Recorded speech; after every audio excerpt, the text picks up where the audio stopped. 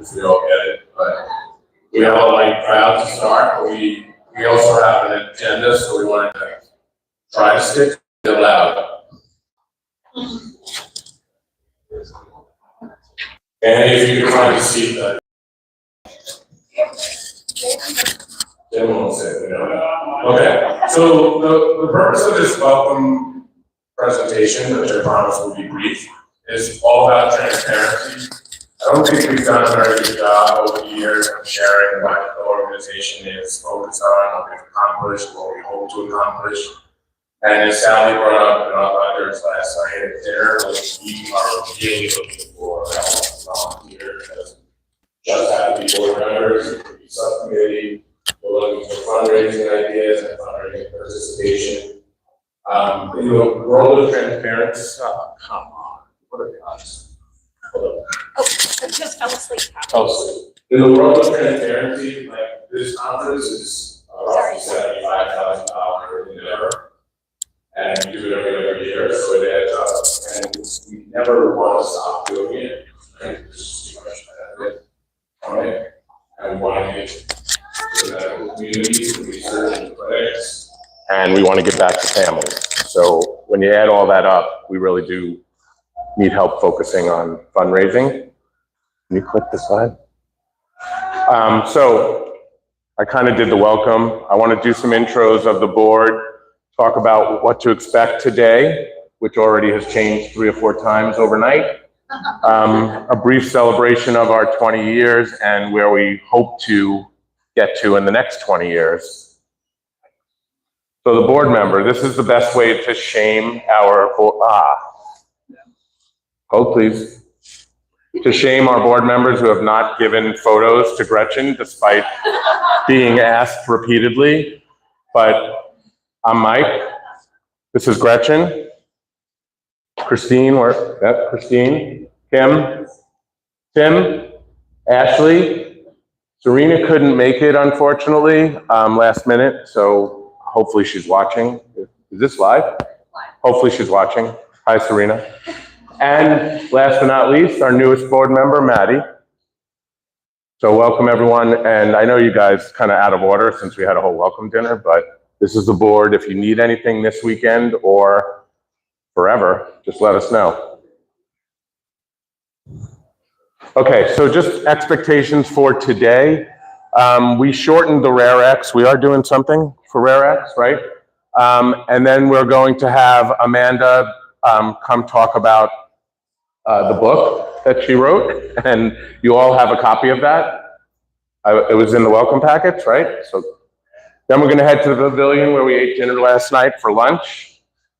This is going to go great. And then I think the afternoon is going to be a bit of a highlight because then all of this goes away. There's no presentations. And if you guys were here last time, it's just Q&A, open forum, therapy, all of it, right? There's a medical board that we'll talk about.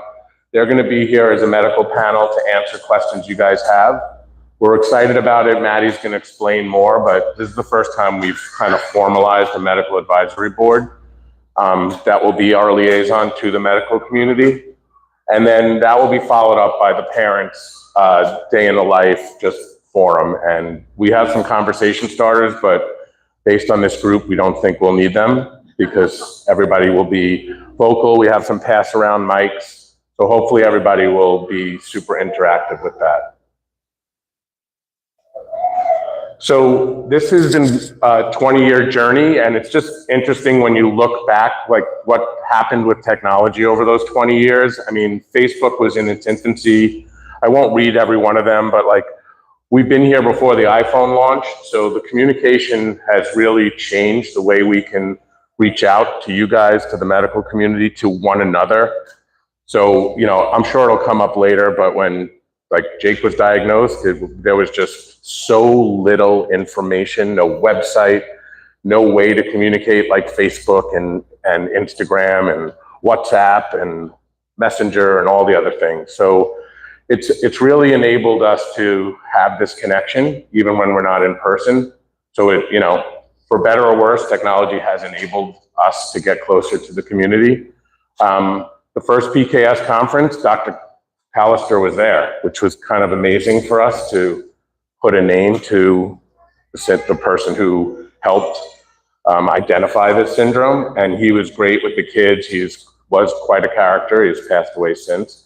I think he came to two conferences. I don't know why that's happening, but just one sec. Oh, it's back. Oh, it's gone. Those are PKS good guys.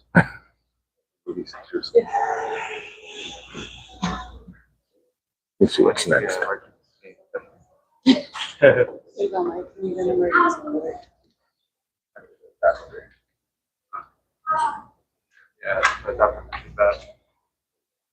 Oh, we're back. Don't move. So this is just to, oh, damn. There's so many visuals. All right. This is just to illustrate through the years when we started in the 2000s. Okay. Damn it. Remember what you saw up there. It's just, I see what's happening here. You guys doing this to me on purpose? Yeah, for sure. I'm just trying to find the sweet spot. Well, the point of that slide was to show how we've grown as a community. And you can see we've also changed some logos over the years.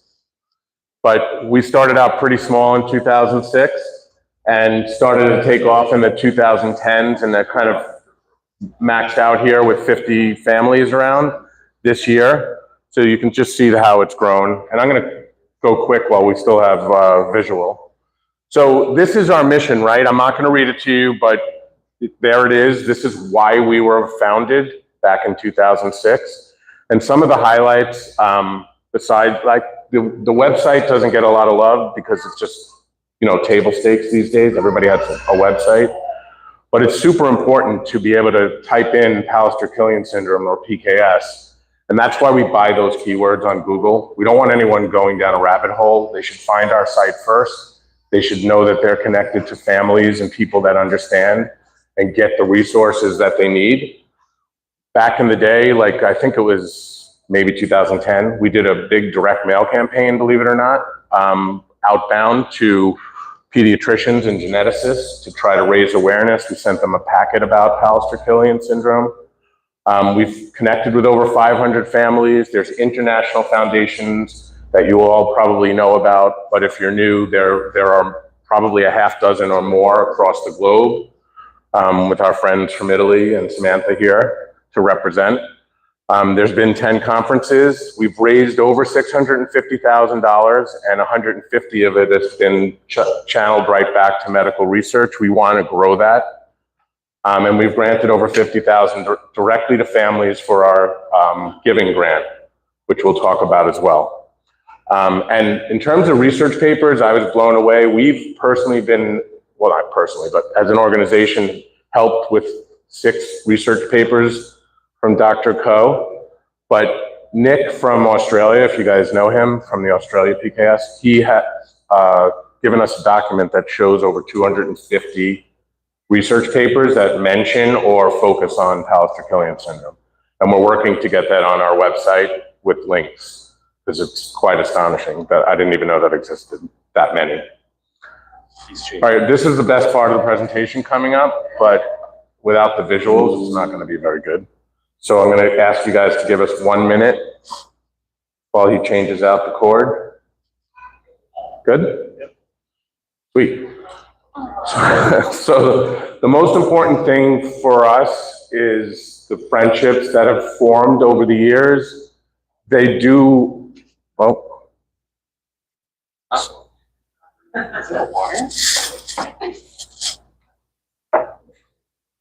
one.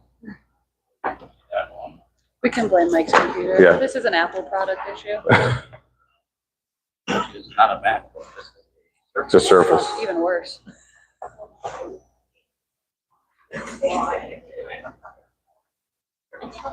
Oh. I'll have this document put on the website. Yeah, we will upload this so you guys can see it better.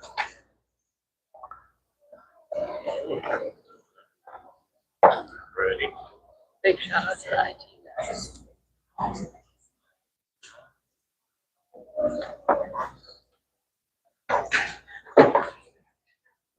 Solid? Yeah. Okay. So, sorry for the interruption, but lifelong friendships have formed and they will continue to form. I promise you, if this is your first conference, you're going to meet people that you reach out to and become your friends outside of the every other year that you meet in person. And this is a testament to this. If you click to the next slide, you could just see the camaraderie here, and it's just so genuine. And the siblings alone, when you see those two tables yesterday of what we call the older and younger sibling tables, I don't think there's a bond that you can describe that compares to that. So I just want to make sure you guys understand how important that is. Can you click?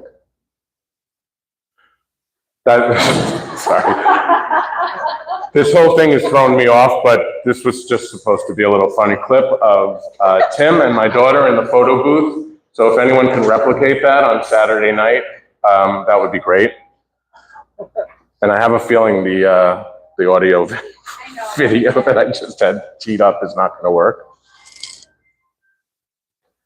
All right, so in the interest, okay. In the interest of time, I'm just going to roll through this without. Nope. It's going great.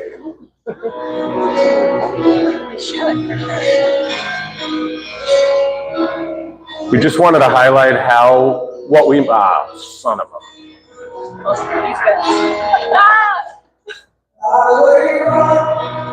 Oops.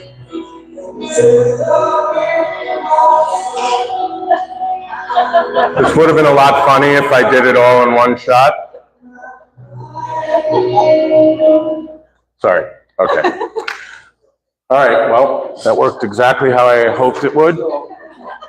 So recent wins for PKS kids and all of us in this room, not just us standing up here. We have welcomed 2 new board members, Serena and Maddie, which has been amazing to have new perspectives on the board.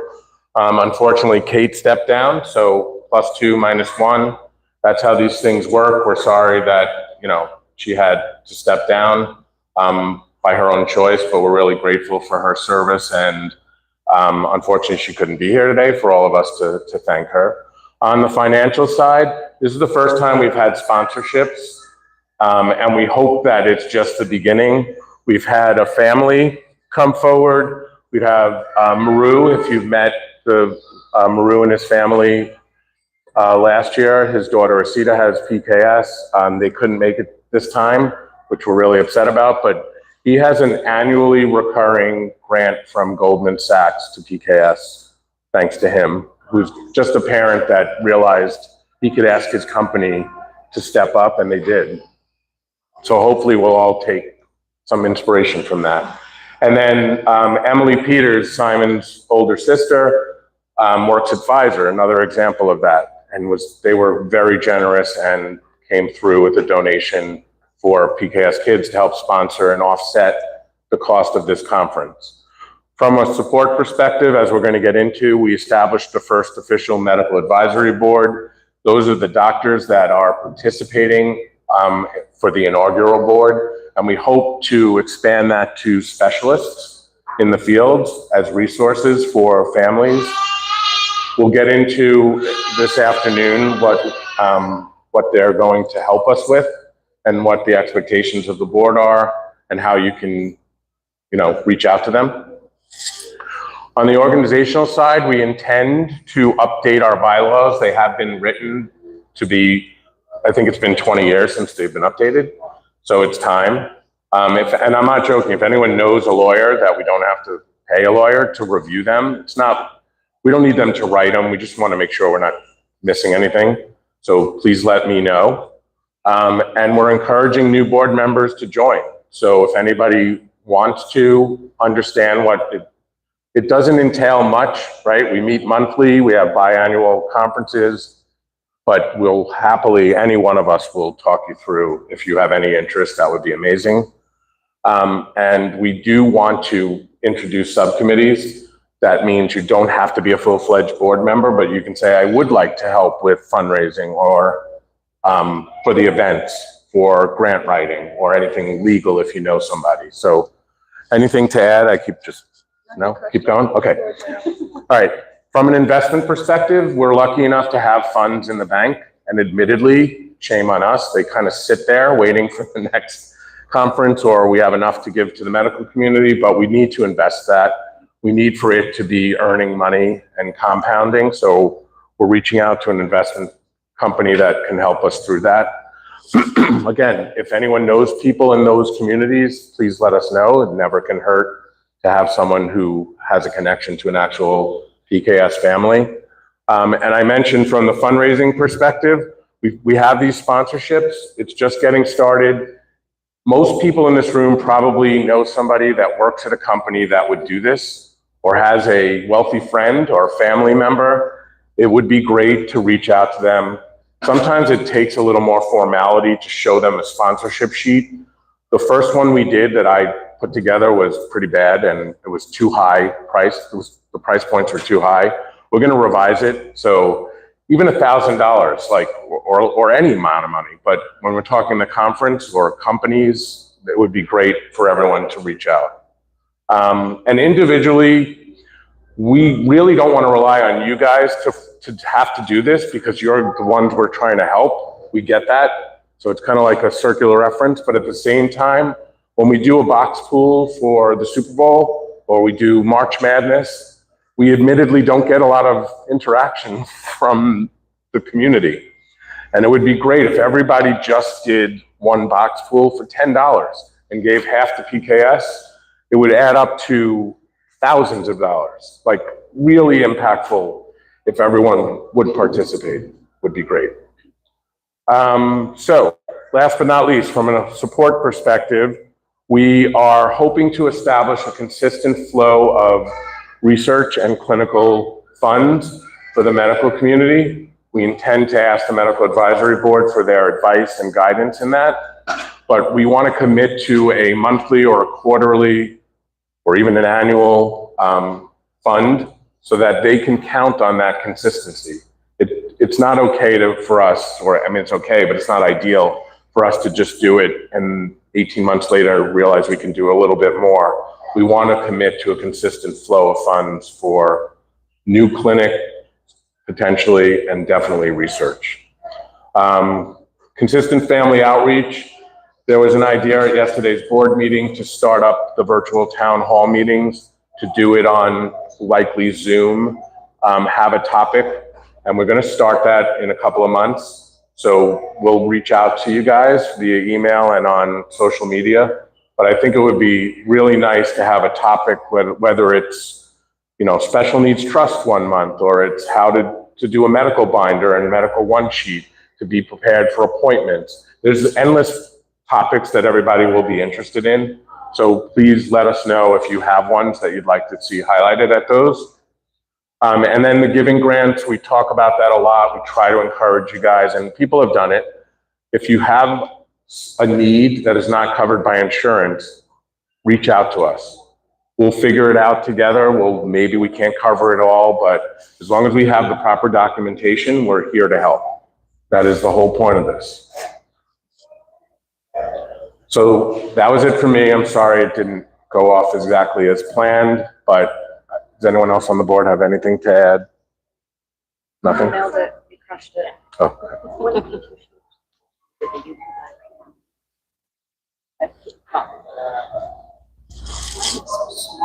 I could give you the big one. So just this past year, we started our PKS Instagram. We had one a long time ago and it kind of died off. We really want to be able, as Ashley's hooking me up to the YouTube live right now, we really want to be able to optimize that for outreach for families, whether that's Instagram lives for the conference, and just as a way to get fundraising ideas out there, everything that's PKS related. I believe it's official PKS Kids. If you look it up, we should pop up the pictures, the last picture, group picture from the conference. Right now we're sitting at about 300 followers. I know some of you in here have already followed us. In order to really optimize our Instagram function, we need to be at least 1,000 followers.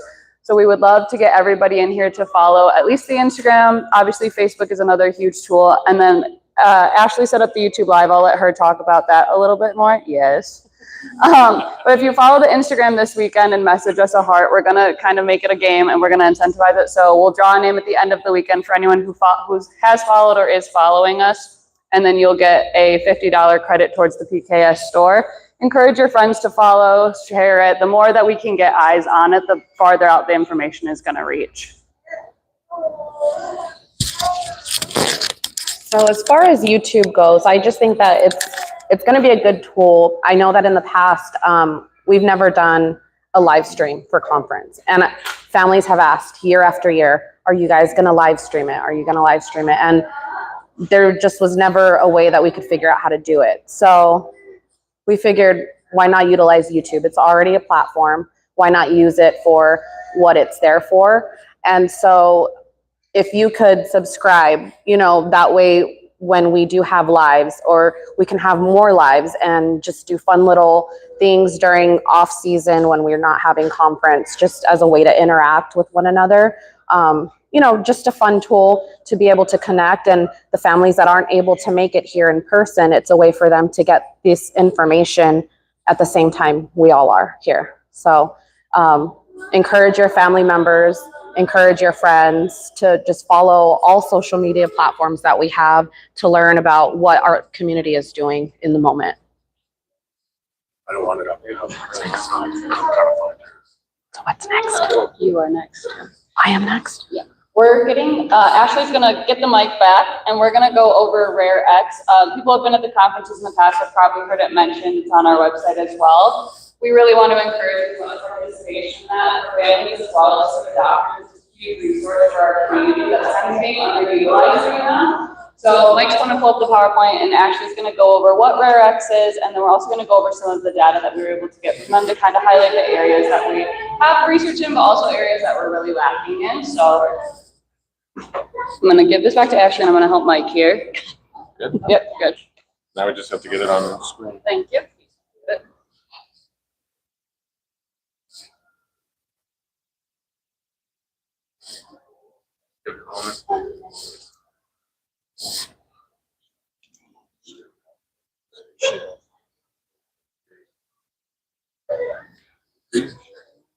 Trying to. It's a turban bag now. It's a PowerPoint available too. Yeah, we can make them available. Meant to. It's on.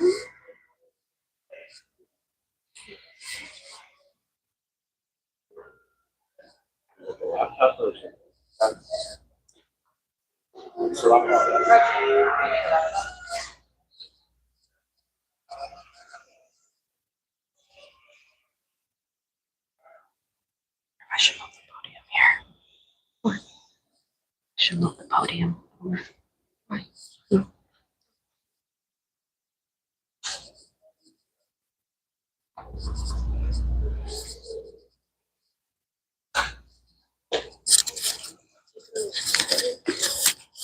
You want a laptop with HDMI without changing anything?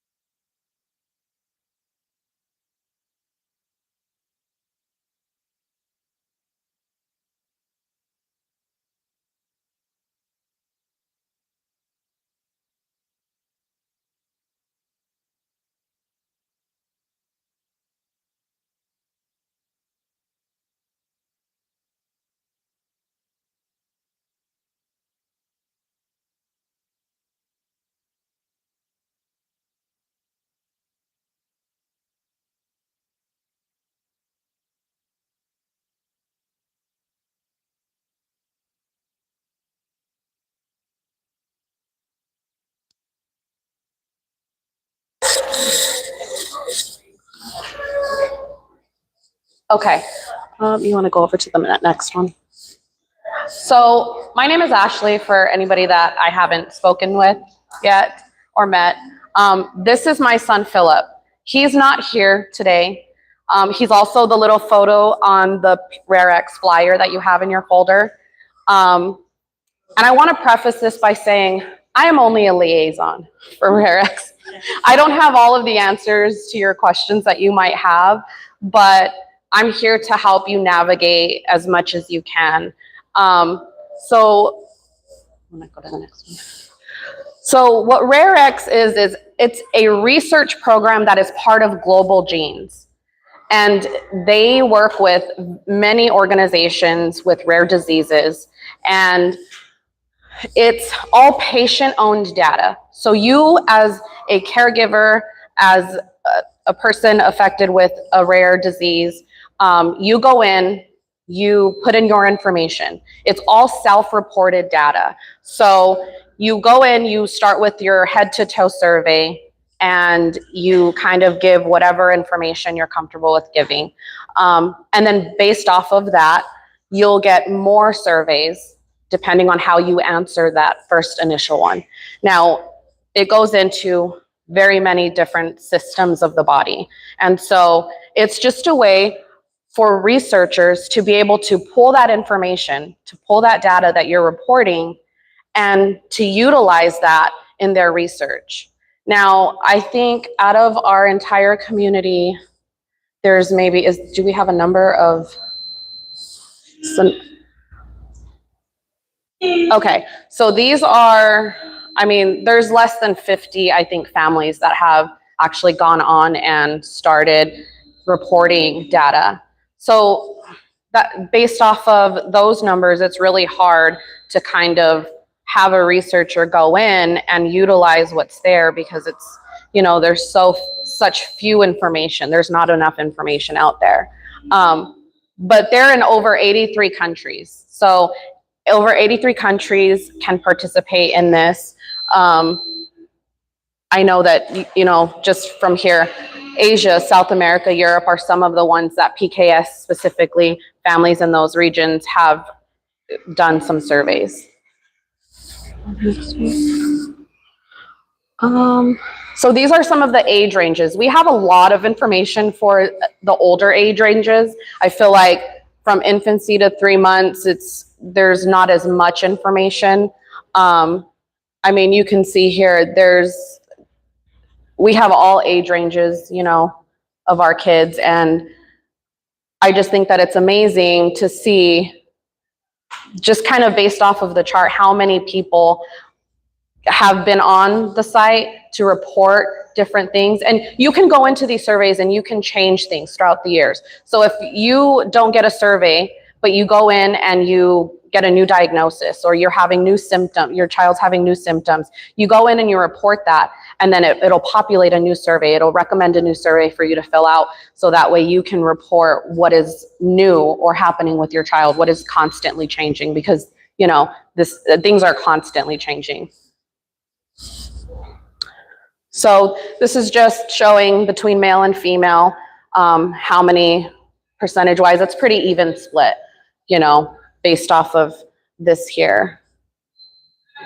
So these are some of the surveys that you will get. So some of the head-to-toe surveys based off of that, you know, you have brain and nervous system, eyes and vision, ears, muscle survey, just all of these different surveys that you'll get depending on how you answer. Now, the one big thing, last conference we did have a representative here from RareX who spoke about all of this data that we have.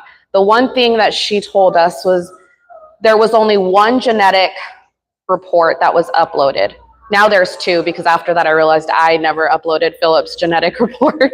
So there's 2 genetic reports uploaded. So that's one thing that I want to encourage everybody here is, if you haven't already registered, register. Go in, put in your child's information. If you have the genetic report, upload it, because I think that that's going to be important. And also, I know that like the growth charts that we have tried to have done, because, you know, our kids grow at all different rates, and sometimes we'll go to a doctor and they're like, oh, your child is really small for their age. And it's like, yeah, well, a lot of our kids are really small for their age. It's, it's just normal for what it is. And so I think it would be good if we go in and like, even like the endocrine system, we only have like 5 people that have even received a suggestion for that survey. And I know that with our kids, as they hit puberty, things change, or, they have things that, or even like the immune system, like, some of our kids are immune compromised. And so being able to have that information for researchers to be able to understand that more, I think is important. Yeah. Just to tie in back to the age groups, if you remember the chart from a few slides ago, that 15 to 18 range is really low, and that's typically where genetically normal kids would be in that puberty range, and a lot of our kids can be at different stages, whether it's earlier or whether it's later. So getting that data in that age range, if they're not having any symptoms, they're not experiencing these changes, also used for researchers. So just like Ashley said, if you fill it out when they're little, follow it up throughout the year so you can see that kind of pattern over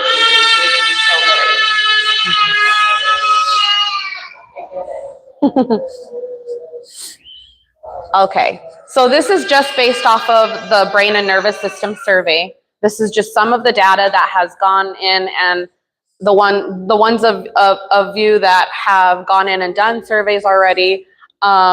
This is some of the stuff that we have had people responding to. So like if you look at the blue here, this is all like brain and nervous system. About 80% of those surveys have answered yes. We have brain and nervous system things going on, which I think is pretty typical for a lot of our kids. So I think it's important to be able to see, for a certain researcher to see that and say, oh, this could be a point of, of concentration for us. Let's look into this. Let's research this a little bit more. So I think it's really important to look at that. Hypotonia is another one that's like neck and neck with cognitive impairment, so abnormal EEGs, seizures, all of those kind of go hand in hand. And, I think it's important for researchers to see that, but then also for us to be able to fund that research and know that it's going towards something that is affecting our community specifically. So eyes and vision, kind of the same thing. We see abnormal eye movements, visual impairment, all of these things. So I'm just going to go through some of the survey slides just so you guys can kind of take a look at those.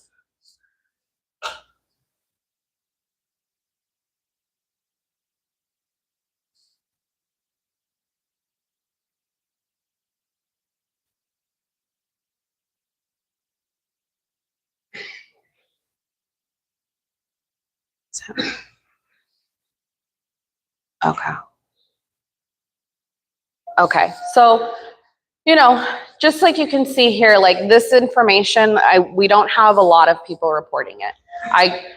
We've been a part of this program for, I want to say about 4 years now. We were one of the first we were one of the first communities to onboard with RareX. And, some of these communities have so many people reporting data. They're, doing clinical trials with companies for treatments and different things. I just think that it's really important because we've had people over the years ask, like, is there some place where we can get this information? And it's like, yes, there is. We just need to utilize the service. It's nothing that we have to pay for. It's free for us to use. So let's use it so that way when we are funding research, we can also have these researchers pull that data and utilize it. It's something that is specific to our community, and it's going to be important for all of our families in the long run when it comes to therapy, when it comes to different treatments for our kids and helping them to have the best quality of life. I think I just saw her.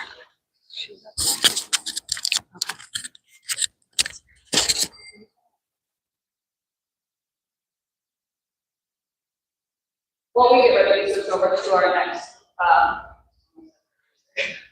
presenter. That's what I want. Actually, will be set up tomorrow morning, I believe either outside the conference room or right down in our little outdoor by where the kids are. For anyone who isn't registered for RX would like to or would like more information, we'll be there. If you have any questions about RX, well, actually, we'll be here throughout the whole weekend. If there's anything she doesn't know, she'll be able to get that question, so probably give us a little bit more clear answer. Just touch back, the surveys that we went through are the ones that we have the most results for. So I think you can see there is only really 5, maybe 6 slides of research that we have enough to really give us statistical data, but even then it's a small pool. We're already a small community, so we really should be optimizing the chance we have to get this data. I know it seems overwhelming, it's one more thing on your list, but even if you can take 10 minutes to get through a few surveys at a time, you can always come back and continue to do them over time. But that data is so valuable to families, to researchers, and to really just help us continue to grow the community, both from a support standpoint and a research standpoint as well. I believe our authors here, but Mike's gonna hop in. So this is going so well logistically, I forgot to tell you guys that there's ads and heads in the back. But also, if you look back there on the left, there's a table full of reusable, washable chucks. Jake sleeps on a full bed chuck every night, says he went through. We don't have to take all the sheets off the bed, and he sits on a chair chuck in his wheelchair for the same reason. We get a lot of them. We don't get a lot of syringes, we don't get a lot of feeding bags, we get a lot of chucks. No one knows why. But we send them every conference, there's a lot of them back there. They're really helpful if you're interested. First come, first serve, grab them. There's medium-sized chair chucks, full bed ones. And honestly, if somebody really has an ongoing need, just message me or Nicole, and we'll ship them directly to your house as we get them. You get a few a month, and they just pile up in the basement. We use them, but we can't use them. So I just wanted you guys to know they're back there.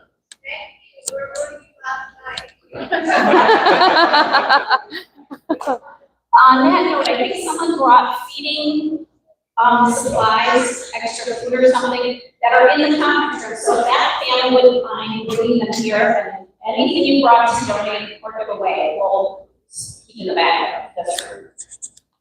One last thing, Dave found a feeding extension. I know it's not Jake's, because we used the longer one. It was on the couch in the lobby. I know we probably have a spare or an next one, but it's up here if you are the one that lost it. Okay, I'm giving this back to Ashley now. Okay, so our next speaker is an author of the book that we received in your local copy. Tatiana More Than You Can. I've read it one. Very helpful in the sense that she just says everything that we've thought. Everything that we've expressed here to each other is in that book. And it's somebody that truly understands how we feel on a day-to-day. So now I'm going to hand this over to Amanda. Amanda? Do I use? I have this. Is this different? That's a different thing. Okay, cool. If you can. Cool. I can do that. My dress even has is there a pocket over there? Yeah. Yeah.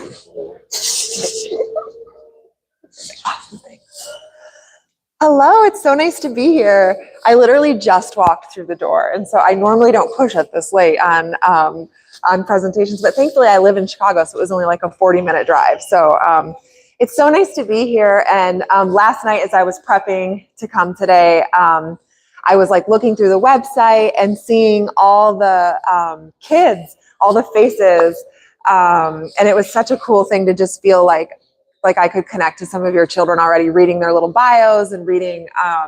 There was even a young lady that was born like just a few days before me. And so reading about her and just connecting to her. So thank you so much for putting your kids out there. And so, yeah. Is this better? Yes. Okay. Yeah, cool. How do I? I'll take it off. All right. I'm sorry about that. Nope, you're fine. Got it. Okay, is this better? If you hold it close. Yep. Okay. Okay. So anyway, it's so nice to be here. Thanks for having me. And I wrote the book that you have all received, How to Handle More Than You Can Handle, Caring for Yourself While Raising a Disabled Child. Okay. So today we're going to cover, well, actually, I'll start with a brief intro on me. Who am I, right? I'm a licensed marriage and family therapist. I have a 17-year-old son with Prader-Willi syndrome, which is similar. It is actually, there's a lot of overlap, it seems like, with PKS as well. And just similar presentation in some ways. And so a genetic syndrome. So I feel like while I don't understand exactly what it's like to walk in your shoes, we have had a pretty similar experience. So my son is 17 and I'm a licensed marriage and family therapist and just a parent who in a lot of ways gets this rare journey that we're on. Today we're gonna cover why this parenting journey is so hard. You probably don't need me to present a slide on that. As well as grief, toxic positivity, one of my favorite things to talk about, self-compassion and resilience, and finding yourself in this journey, which is something that's very important to me. So a little bit more about me. You can see my son in the yellow shirt. That's Asher. He's 17 now with Prader-Willi syndrome. And we have two other sons. Silas is my middle son, and then Jasper is the little guy. And I think the thing that makes me most qualified to probably speak up here is truly that I am a human that has been through it. We got my son's diagnosis when he was 7 weeks old. My husband and I were 26 years old, and the whole world of rare disease was new to me. I feel like that's definitely a point of privilege to be able to stand up here and say that I wasn't plugged into rare disease at that time. But now it's such a huge part of my life. And, you know, just the roller coaster that comes from advocating for your child, you know, being an expert on a condition, even maybe that doctors don't fully understand. Things like siblings, and we'll get into all of this more, but just every single way that having a child with a high support needs disability impacts you and your life. I have firsthand experienced it. Even my relationships, you know, marriage, siblings, all of that, it really is a wild ride that we are on. And so I'm hoping today that we can brainstorm some ways to practice real self-care. When I say real self-care, I don't necessarily mean manicures and pedicures, although those are nice, but real self-care that feels like it's actually filling our cup when we feel drained day after day. So, there was little things here, but they're missing. So my story as a mom to a disabled child, unexpected, as I was mentioning earlier. I don't know if any of you can relate to this, but I had sort of felt like I did everything right. You know, I did all my prenatal care. I took prenatal vitamins. I tried not to eat deli meat, you know, all the rules that go with pregnancy. I feel like I did a pretty good job. But as we know, so many things are out of our control. When Asher was born, he spent 4 weeks in the NICU. He had all of the typical presentations of PWS, floppy tone, difficulty, suck, swallow, breathe, maybe some things that you're familiar with as well. But of course, we had to wait for that genetic testing. And one thing, as I was reading all of your kids' bios last night on the website, a cool thing that I noticed was how the diagnosis has become earlier and earlier and earlier. And so it was cool to see how technology has kind of come along. The woman that was about the same age of me, she wasn't diagnosed until I think she was maybe 15, whereas newer children, younger children, seem to be diagnosed a lot sooner. So, you know, just that journey, the diagnostic odyssey that we're on when it comes to trying to get a proper diagnosis for our kids. Unprepared. I literally have a master's degree in like marriage and family therapy. I took college courses called parenting. I really felt like as a 26-year-old, I was prepared. Nowhere in grad school did it teach me how to insert an NG tube, or how to advocate with insurance, or how to, you know, handle conflict when you're with your spouse when you feel resentful because you're the primary parent. All of the things that I thought I knew about parenthood were thrown out the window when I became the parent to a child with a disability. And I had to learn a whole new skill set. Probably similarly, how many of you feel like you are a physical therapist? How many of you feel like you could probably be a speech therapist in a pinch? Like, you know, that's definitely how I feel too. And it was, you know, I had just finished grad school. Not, you know, literally about a year later, we had Asher, and I ended up having to quit my job to be a full-time stay-at-home parent, with huge student loans, and just kind of feeling like, okay, this is my life now. I'm a stay-at-home parent. This is my purpose in life. And while on one hand, I felt such a privilege that financially I was able to do that, and you know, I was able to be there for him, I also felt, if I'm being honest, really deep resentment, because I did not want to be a stay-at-home parent. I did not want to be a speech therapist. I did not want to have to, you know, go to 2 or 3 specialist appointments a month. I was never comfortable with medical stuff. And so suddenly we're thrown into this world where it feels like we're forced to become specialists in these things that we never signed up for. And we're more than willing to do it because we love our child and we want to see them succeed as much as they can as well. So, you know, the irony of feeling like, by all accounts, I should be prepared, but nothing can prepare us. I've talked to parents who are special ed teachers. I know parents that are pediatricians. Nothing can fully prepare us for what this journey is going to be like. And lastly, and I kind of indicated this, I was unsettled. I felt so,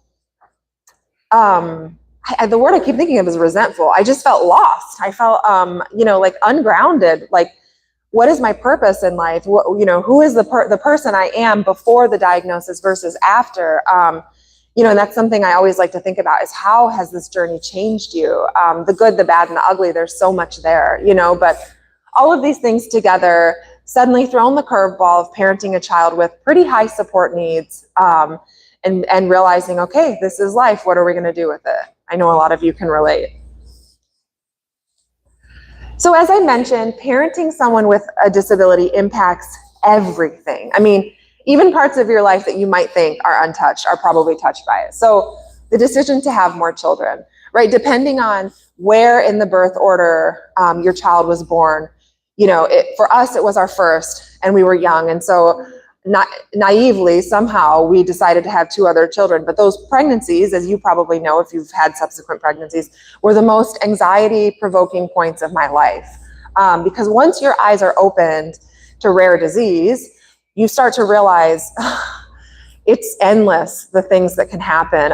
You know, we often hear about autism and Down syndrome, but here we are in a room with a diagnosis of 1 in 20,000, 1 in 25,000, and you start to realize, wow, there's a lot that can happen in a pregnancy. And so, of course, naturally, your decision to have more children can be impacted. Family planning, huge. Marriage. I've always said if I write a second book, it's going to be about marriage and rare parenting, because, man, it can take such a toll on us. Just out of functionality and survival, typically there is one parent that might be considered more of the primary parent or the researcher, you know, the person that's staying up late at night researching supplements and specialists and things like that. And then naturally the other parent starts to feel maybe a little pushed out. They start to feel like, well, I'm not the expert, you're the expert. And that cycle can just create so much distance and resentment. And as well, if we have one partner that's working, holding the health insurance, bringing in the salary, that can create a power dynamic too. So when we're talking about this stuff today, I don't want anyone to feel blame or feel like, oh yeah, that's us. I want you to feel self-compassion, because we're all doing this out of survival, trying to keep our families together, trying to do what's best for our kids. And so this is functional at this point, right? And so as we're talking today, I want you to think about, soften a little bit towards this experience and offer some compassion to yourself, and if your partner, to your partner as well. Where we live, you know, do you feel like you have to live near a big hospital in a city? Maybe you would prefer to live more rural. Do you have to live near family? Do you not live near family? All of these things are impacted by having a child with a disability. And of course, career. You know, I talk to people all the time that feel like they have to stay at the flexible job, even though maybe they don't love it, because it works with their life, you know, like, and even, I love my job. I'm a therapist, as I mentioned, but like my day is planned around my son. Like if he has an appointment, I will have to move a client and Tetris and all of that. So I frequently speak with people who feel like they wish they could go further in their career, but because of the demands at home, they feel like they're not able to. Friendships, you know, I always say I'm not the friend to complain to that your child didn't do well on the gifted test. Like, I just don't want to hear it. That ship has sailed. I'm not interested in it. So, you know, things like that, where you're out to dinner or drinks with your friends. They're all talking about, you know, the football game and the high school, this and that. And you're just like, I feel like I live on a different planet from this, you know, and we don't want pity. And we don't want people we don't want to be resentful towards our friends. We don't want to have all these feelings towards them, but naturally sometimes we do. And it's easy to feel excluded. It's easy to feel forgotten. And to feel like really we live on different planets sometimes. As I mentioned, Asher's 17 now, you know, think of your typical 17-year-old, cell phone, maybe going out on dates, maybe thinking about college. Like, none of that is in our future foreseeably, you know? And so when I'm talking to someone, I say, oh, I have a 17-year-old, you know, of course, you all know this, the questions that come, oh, how's the college search going? And, you know, you have to weigh out in every interaction, do I have the bandwidth to explain this fully, or do I just nod and smile? And, you know, so friendships are greatly impacted by this. Retirement plans and finances, these kind of go hand in hand.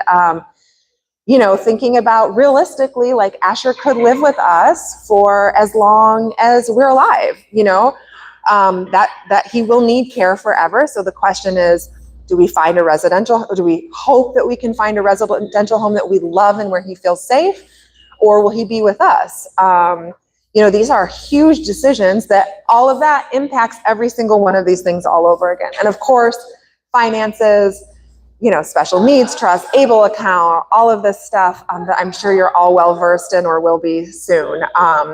But I like to start out just kind of taking an inventory of the full picture of how this parenting journey impacts our life on the day-to-day. So let's talk briefly about grief. You know, oftentimes we think grief is reserved for death, death of a loved one, whatever. But the reality is this journey is so full of grief in so many ways. And you know, I always want to tread lightly here because our children are amazing and there's so much pride in this journey too. I think we might even have more pride than your typical parent in our children because we see them work so hard for every single milestone. But with that work comes this huge sense of grief.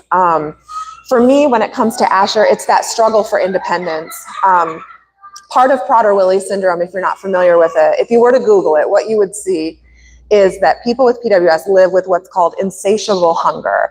So a small part of his 15th chromosome is missing. That connects to the hypothalamus, which controls our sense of fullness. So people with PWS are constantly hungry, to the point where we just recently built a new pantry that has a thumbprint lock on it so the other kids can access it, but he can't, because realistically, people with PWS can eat to the point of stomach rupture. I always say if I were to give him a large pizza right now, and then 20 minutes later I gave him another large pizza, he would want to eat them both. There's no sense of like, I'm full. So you throw in some, you know, cognitive impairment, really strong obsessive compulsive disorder, anxiety, behavioral issues, delays across the board, and we've got an adventure, let me tell you. And so, but cognitively, he can say, when will I get a cell phone? When, you know, when I want to go, I want to hang out with friends. He can say things like this to me. But there's so many limitations to the independence that I can give him because it's truly not safe. If I were to say, okay, go walk to the corner store and bring me home some milk, like there's no way he would, it's so unsafe for him to do something like that. And so that breaks my heart, you know, and I know you all feel that too. Feeling alone and isolated in this journey. I mean, raise your hand if you feel like you have felt alone throughout this or isolated. Yes, just feeling like people don't get it.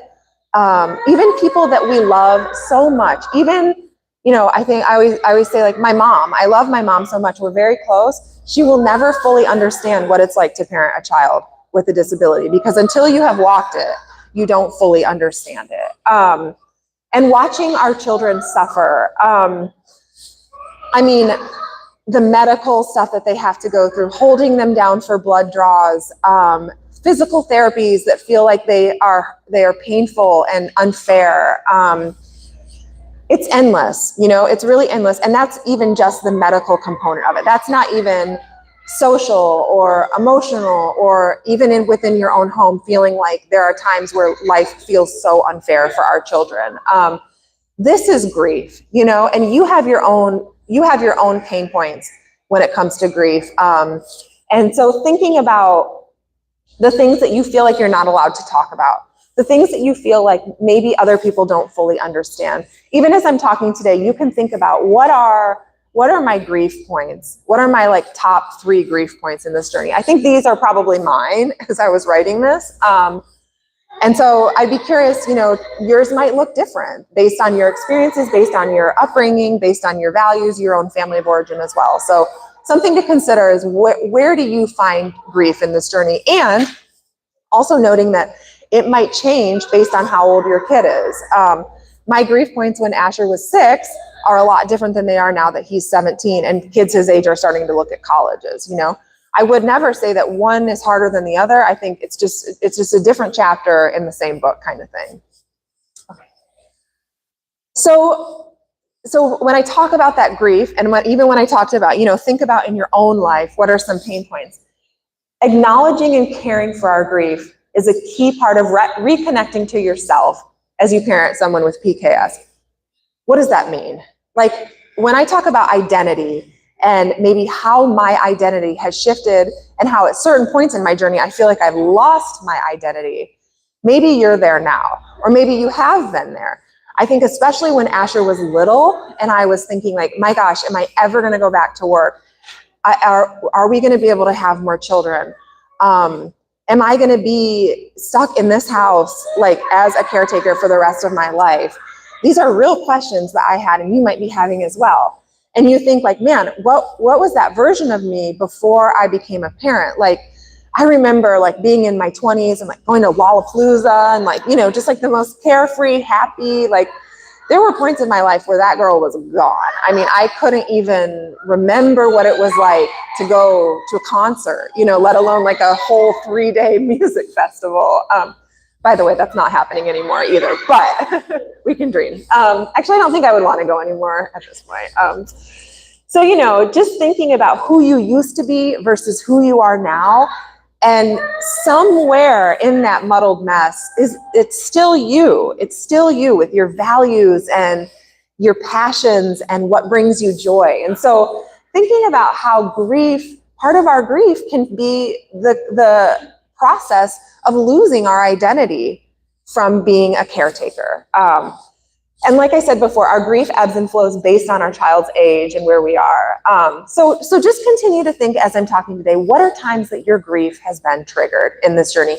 It could be a very specific thing, you know, when we got the diagnosis, or when we do certain therapies, my grief, or it could be way more abstract, you know, when I think about the future, or when I'm with I can say this for myself, when I'm with my brother and his family, and he has a kid that's the exact same age as Asher and is like preparing for college and has a boyfriend and things like that. So, you know, our grief is triggered at different points. So this is important, and every time I speak, I like to highlight this, that when I talk about our grief and our feelings, our hard feelings about our child's disability, it's important to remember that those are our feelings, not their feelings, right? Like, I don't think Asher feels grief about his diagnosis. I really don't. And I think that's important for us to remember, because a huge part of why we work through our emotions and we name it and we explore it is so that we can show up for our kids and be champions for them and encourage them exactly as they are, and really do as much as we can to embrace them as a person living with a disability, and try to shift our thoughts from seeing this as a bad thing to also recognizing that disability is a part of diversity, right? All of this is part of what makes this world so bright and vibrant, and people with disabilities are a part of that story. So I want to encourage you to remember, we work through this stuff so we can show up for our kids. That's part of why we work through this, so that we can show up and be advocates for our children who will live with a disability for their whole life. Okay, so now we're going to talk about truly one of my favorite subjects, toxic positivity. How many of you have heard someone say, God won't give you more than you can handle, right? Or, oh, God only gives special kids to special parents. So we're all special in here. Let's embrace that first and foremost. What are some other ones? You know, everything happens for a reason. This too shall pass. Oh, when's it going to pass? Honestly, right? So this is toxic positivity, and we live in a culture that loves toxic positivity. How many of you have seen t-shirts that says good vibes only? You know, always laugh when I see that. Me with my bad vibes coming at you. You know, and for some reason, it is so hard for people to simply sit with our suffering. It's really hard to just sit and say, I'm so sorry that you're having a hard time right now. This sounds so hard. Like we just want to tie it up with a bow and put that cherry on top, but it's gonna get better soon. Don't give up, keep going. You know, like, yes, we need encouragement. This is valuable. And also, our reality is really hard on the day-to-day. And there are days where I'm having a hard time finding anything positive about what's going on. So think about these things. You know, how many of you have heard, oh, stop being so negative, just stay positive, good vibes only. I'm sure it's not as bad as it seems, or other people have it a lot worse, right? So imagine if someone came at you and said, you know, instead of stop being so negative, it's normal to have hard feelings in this situation. Like your child is really struggling right now, and this is a lot of a demand on you to make some really hard decisions. It makes sense that you're feeling that way. So just as you go about your life, you know, take note of that. And also, people mean well. People say these things because they don't know what to say. People say these things because it's difficult for them to see us suffering. It's difficult for them to see us sad, and they want to make us feel better. So they try to say something that will make us feel better, but the reality is that just kind of dismisses how we're actually feeling. So if you notice yourself going about the world feeling, you know, fed up with with what people are saying to you, just make a little mental note. Oh, that's toxic positivity. They mean well, but man, did that miss the mark on what I really needed. So why does it make us feel so bad, right? I think first and foremost, it makes us feel like certain emotions are bad. So when I say I felt a bad emotion, what emotion comes to your mind? Anybody? Somebody said something. Anger, sadness, maybe jealousy, bitterness, you know, resentment. These are ones that in our head we think, well, those are bad emotions. And then good emotions, of course, happiness, you know, pride could go either way, I guess. But, you know, like bad and good emotions. I want us to kind of redefine that and think that there's actually, like, emotions in and of themselves are neutral. Like, they're human. I mean, anger is a human emotion in every way. Every single person feels anger. Every single person feels jealousy. Like, that's just the reality. And so think about it in terms of pleasant versus unpleasant.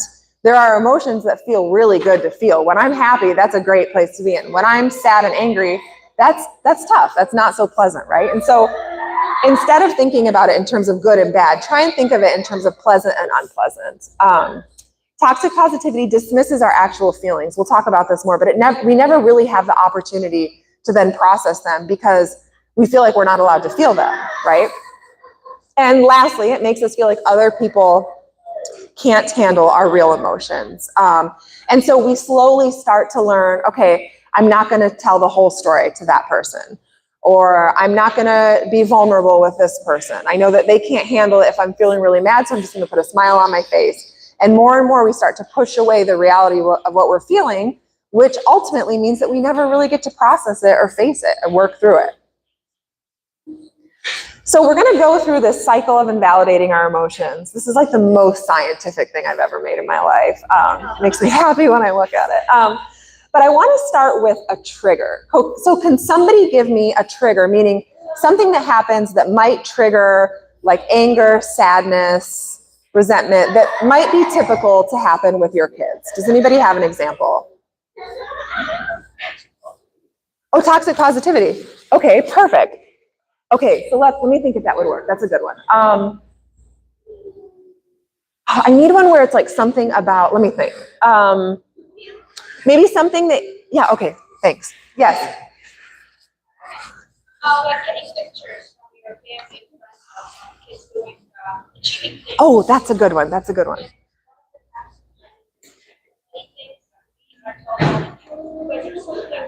Oh, you're so blessed. Yes. Oh, you're so blessed. Okay, yes, these are good. These are good. So that's good. So the one she said, you get pictures of other kids that are achieving things. Okay, this is good. So, okay, so let's say, oh, I'm really going to run with this story. It's Christmas time. You get those Christmas cards of all those sweet, precious families. None of them have disabilities. They're all, you know, getting scholarships, whatever. So you get it in the mail, you look at it. Your emotional response, your unhinged, unprocessed emotional response is, must be nice. Must be nice. Look at them. Everything good happens to them. Like, why didn't I get to have that? Like, this is actually making me sad now to see all these families. Like, we couldn't even get family pictures this year because we had too much going on. So you maybe start to go down this little spiral of like a little bit of a self-pity party, but those feelings are valid, right? So then you stop yourself and you say, what is wrong with me? Why am I like this? Like this is not, like I'm so judgmental. I should just be happy for them. Like, I don't even know what's going on in their life. They've probably had hardship too. You start to judge the emotion. Your initial emotion was like maybe a little bit of jealousy, a little bit of sadness, a little bit of grief. Then we often go straight into judging the emotion, right? So we think like, I'm like such a bad person. I shouldn't even feel this way. I should know better than this by now. This is not good behavior. Then ultimately you dismiss the emotion. So you push it away. You really try not to even analyze the fact that those feelings popped up when you looked at the picture. And then there's no real resolve, right? So it's like you push the feelings aside, you go on with your day, and you just try not to think about it. You try to not think about the fact that getting those pictures made you sad, and you pretty much sum this whole experience up as like you being judgmental, and you probably need to work on being less judgmental, basically. So this is something that happens all the time, like so many times a day. Fill in the trigger with whatever the trigger is, and it's likely that you do this process a lot. And we have to do this process a lot, quite frankly. Like if we stopped and analyzed every feeling, like we don't have time for that. So a lot of this is just like survival, like trying to just kind of deal with your emotions and get through your day, right? So just keep this in mind. We'll get back to this in a minute. So before we talk about another way to do things, think about naming our emotions, right? This sounds like something that we would teach in preschool, right? But I think adults need a reminder too. Daniel Siegel, who's a child psychiatrist, has come up with this phrase, name it to tame it. And basically that means that by simply naming your emotions in the moment, scientific studies of the brain have shown that if you name your emotion to yourself, our brain starts releasing chemicals that help us actually start to feel better. So if you're just like sitting in the car in traffic or something and traffic is backing up and you're feeling really panicked and frantic, you're going to be late to your appointment. If you just stop and say, I notice I'm feeling like really panicky right now about getting to this appointment on time. Like our brain literally starts to do things to calm us down. It consciously can do that. It's kind of amazing. The brain can be very amazing. So think about as you go on, tonight and throughout your week, next week, think about naming your emotions. It's really so simple, but we're not conditioned to do this typically. But if you can just pause and say, oh, I notice right now I'm feeling anger. I notice I'm feeling happiness right now. I've been trying to focus on that in little happy moments. Just recently we went out with my son Asher. The other two boys were at sleepaway camp, so it was just the two of us and Asher. We took him out for dinner, and it was just like such a sweet night.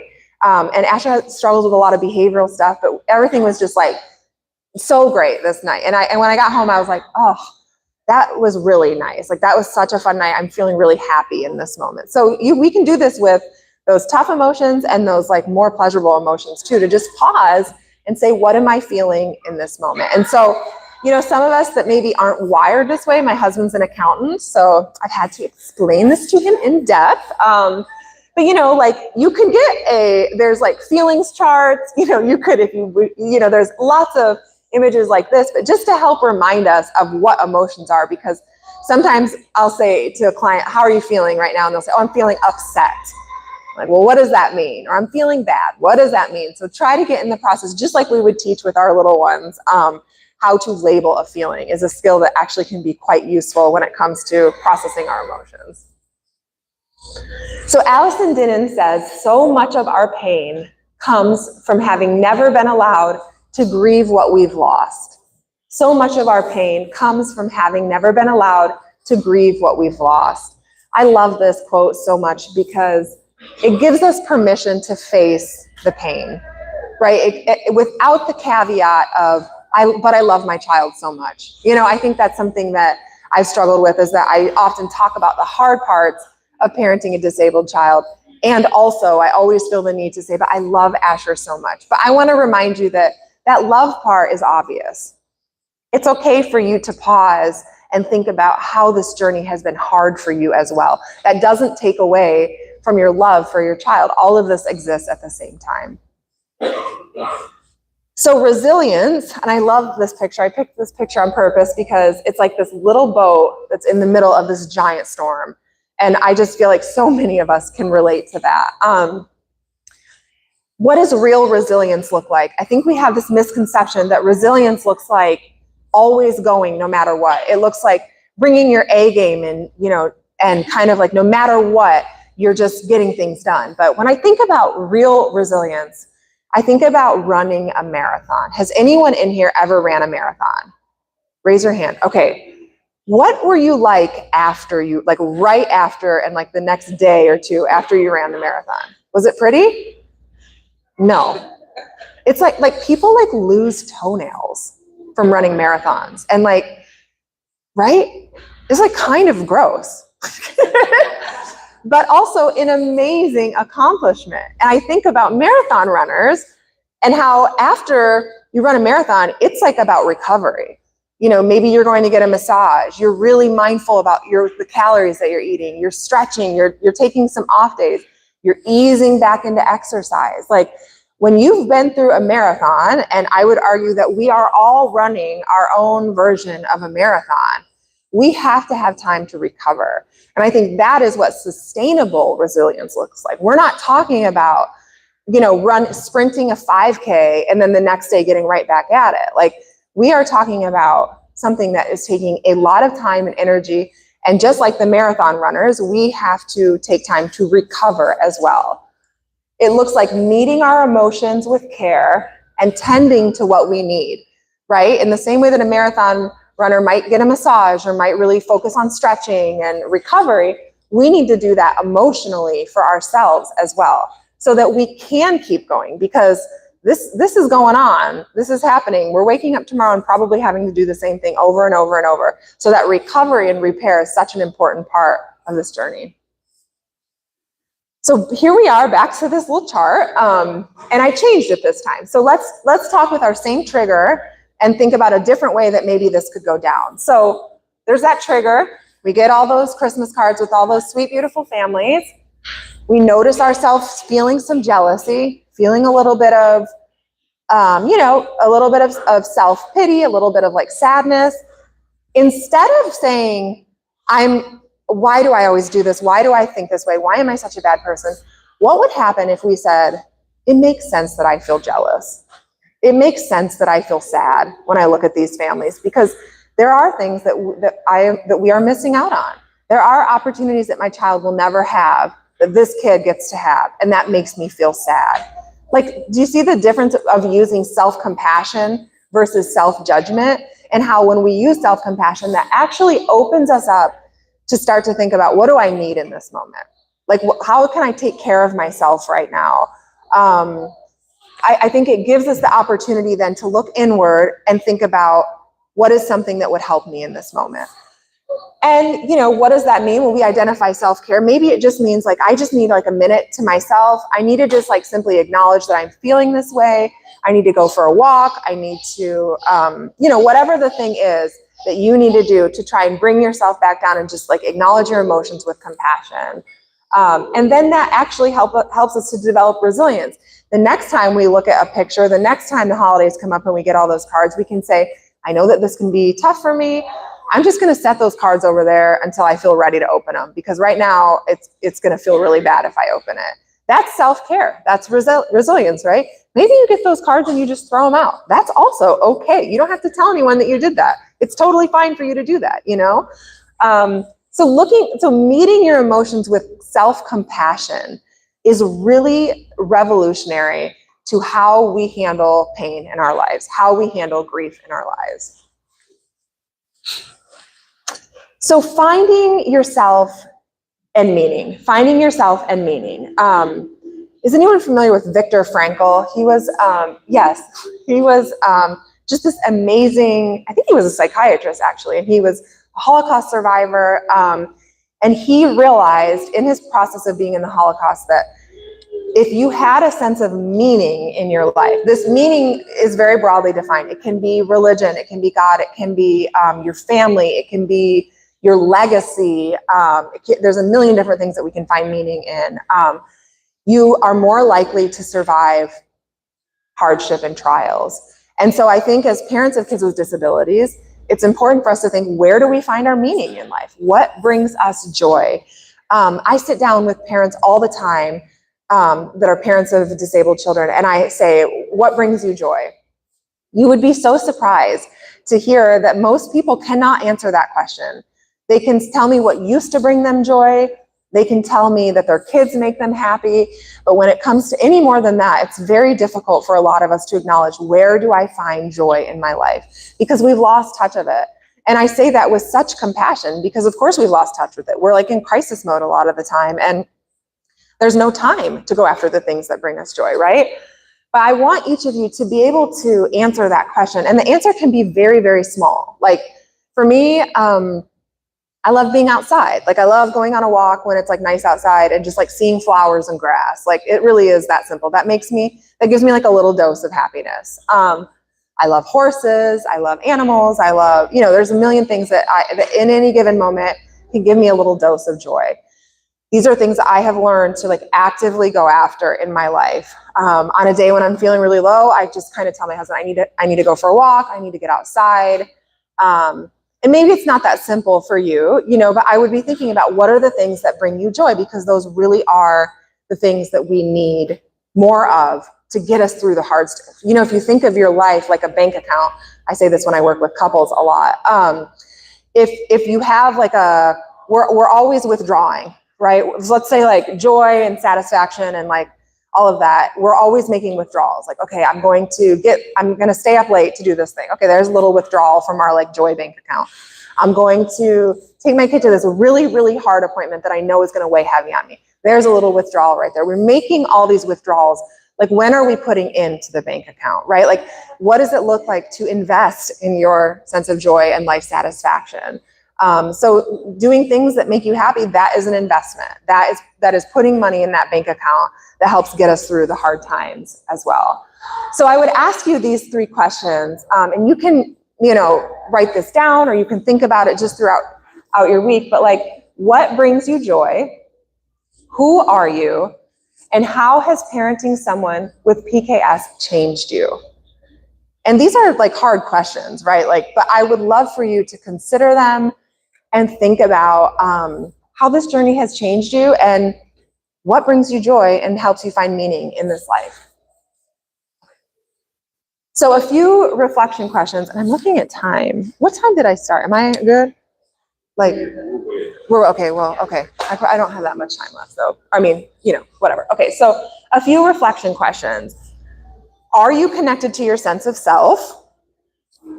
How have your relationships been impacted by parenting? What's your biggest struggle right now with parenting? And again, your answer right now might be different from what it was a month ago or a year ago. What are you afraid of? And are you connected to what brings you joy? These are questions that I would love for you just to reflect on throughout your week as you're thinking about kind of who you are and your emotional response to this journey. And when I talk, I think the one, what am I afraid of? What I know to be true and what I hear from parents over and over is this idea of who's going to take care of my child if I'm not here? What will the future look like? I mean, these are very real questions, but again, if we can meet them with compassion and face them head on and think, okay, for me, I mean, I literally this week just emailed the first like residential home. He's only 17, but the word on the street is that there's a 17-year wait list for the residential home that I'm hoping he will go to, which is wild. So I'm immediately behind, but that's okay. You know, I'm ready now to face it. When he was 12, there's no way I was not ready for that. I'm barely ready now. So again, offering compassion to myself and just saying like, hey, I'm doing the best I can. I'm starting the discussion now when I feel like actually I can do this without falling apart.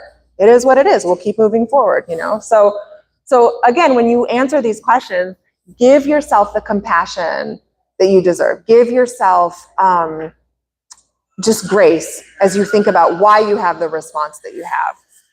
Okay, I think this is, okay, so I'm just gonna end by reading a little bit out of my book. I guess I'm gonna move over here. And you all have this, I think. And so this is just at the very end and kind of summarizes a lot of what we talked about today. Okay. You have your own passions, worldviews, and values.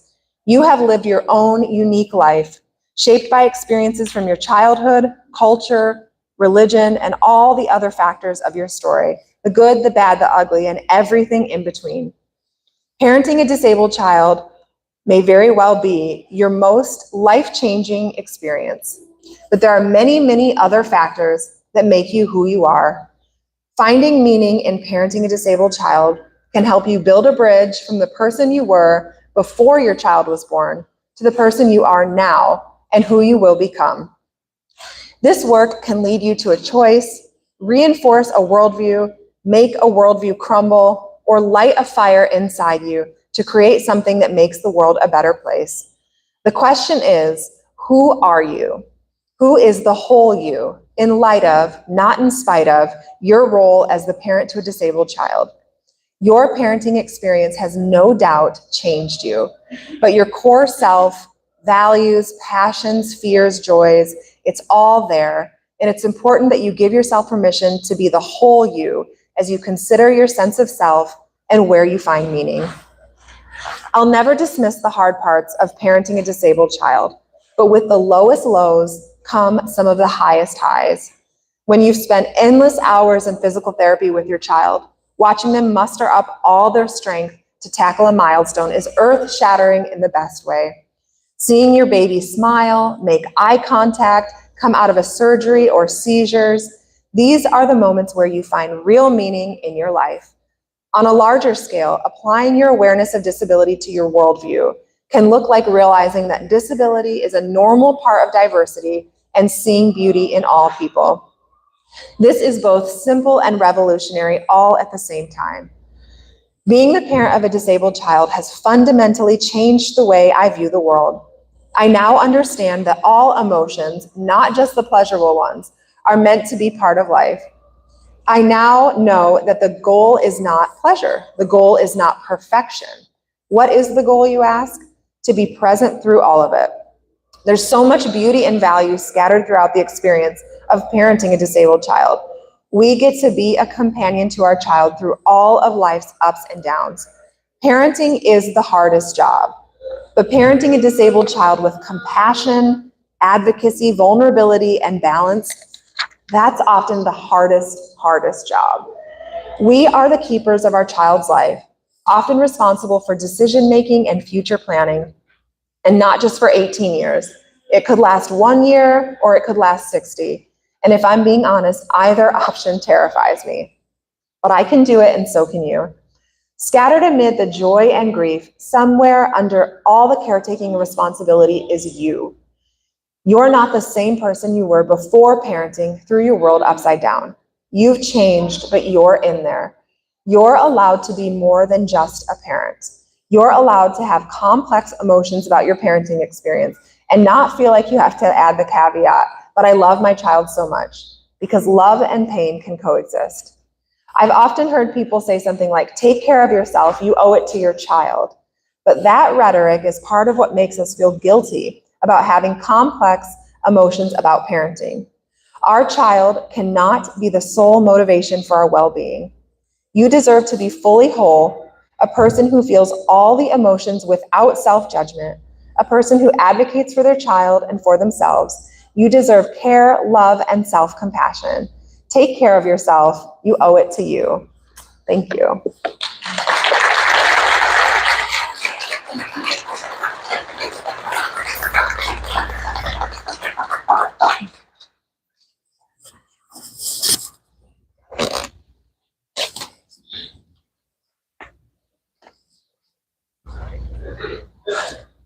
Thank you. Thank you so much. I think everybody here enjoyed that very much. I appreciate you coming. I know you're not too far, but you still had to drive, so we thank you for that. I think we're gonna be breaking our. One more slide. We'll get around early so much, everyone enough time to change.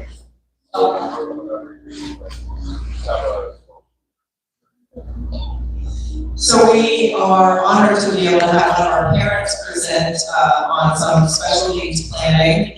One, Haley Medley, is going to present